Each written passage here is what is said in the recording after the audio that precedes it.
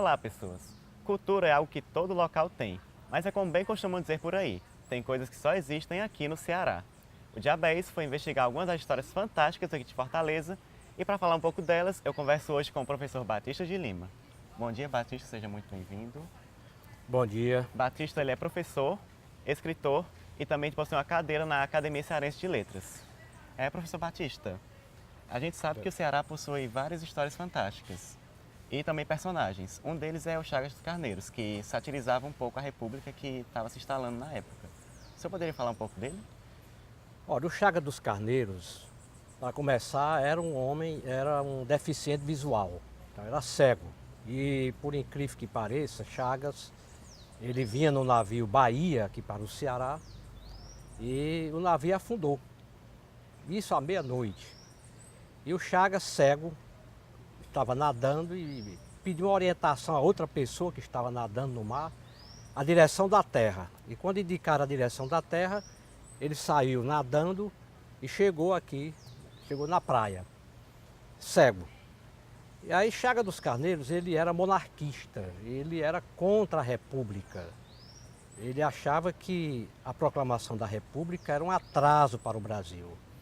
Mas quando chegou aqui sem ter nada para fazer, ele começou a pedir esmola às pessoas e deram um carneiro para ele. E ele andava com um carneiro.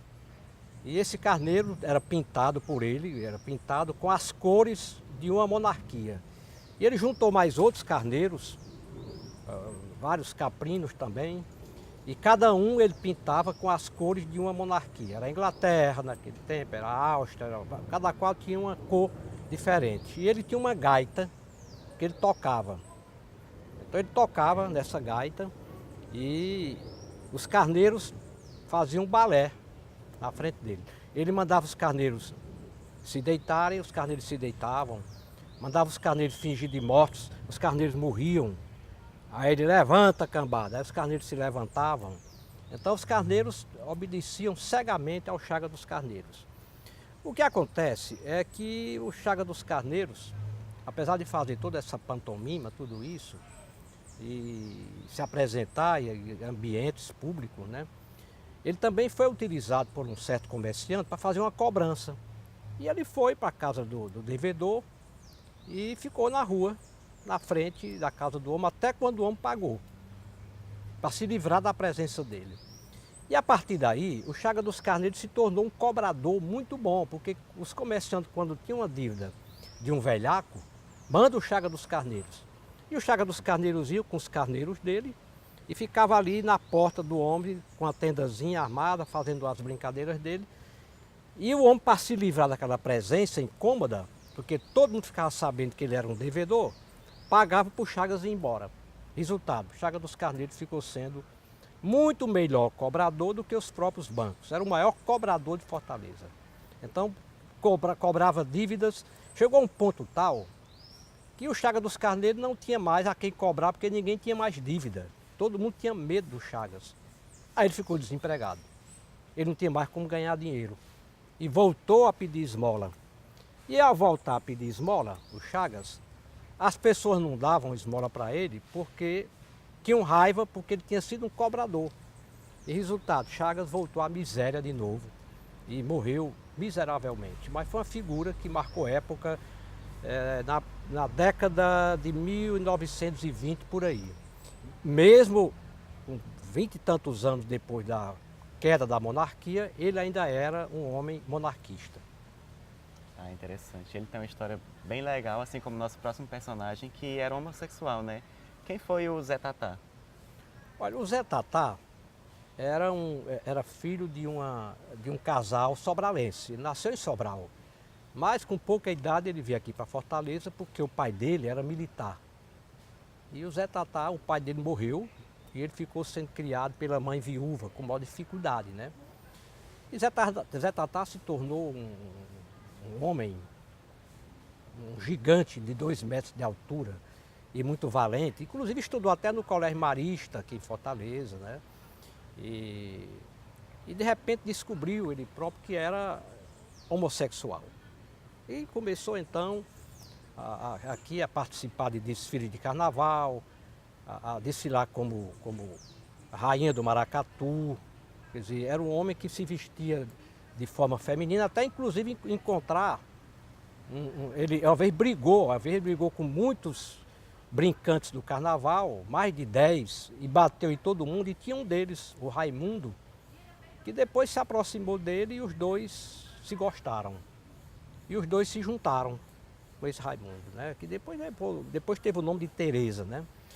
E o Zé Tatá ficou um homem célebre na cidade, porque todo mundo tinha medo do Zé Tatá, tinha medo da valentia dele, né? Então ele desfilava, ele saía na rua com um amante, e ele passou a vida toda com esse amante.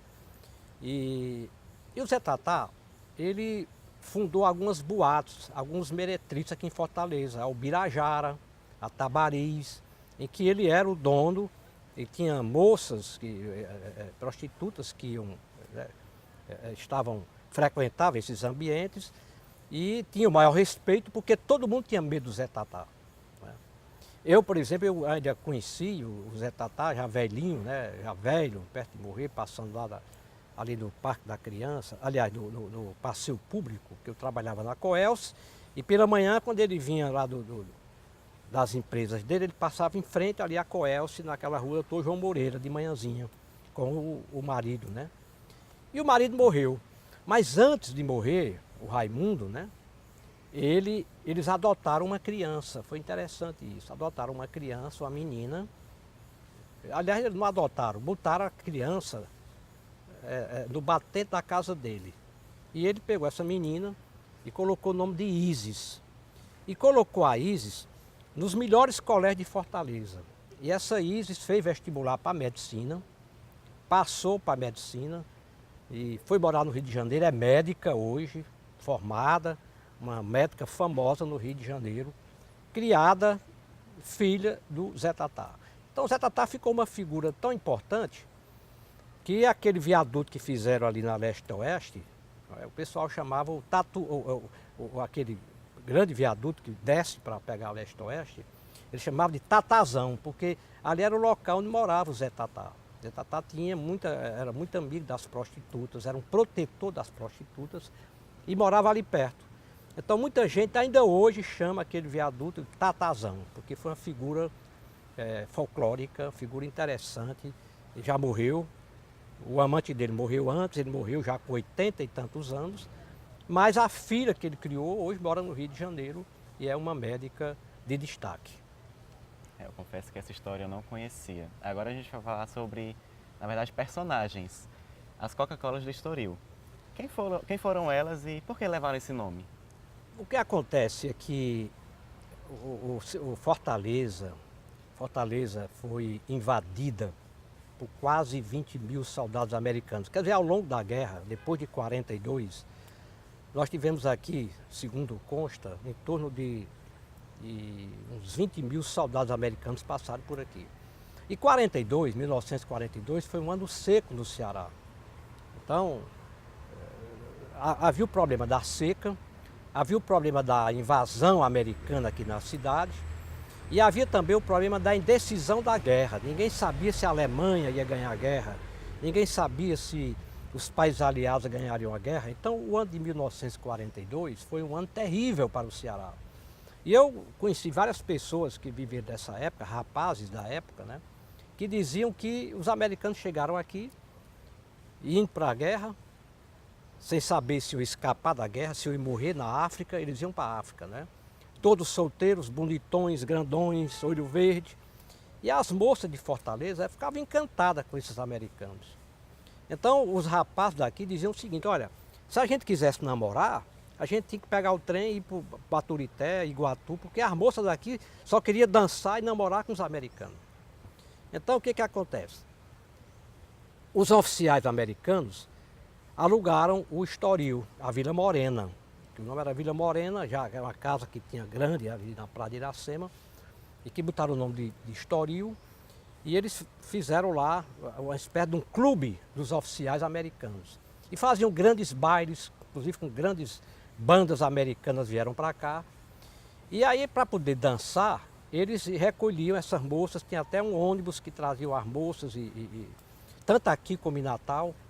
Esse ônibus era chamado de marmita, levava essas moças para dançarem.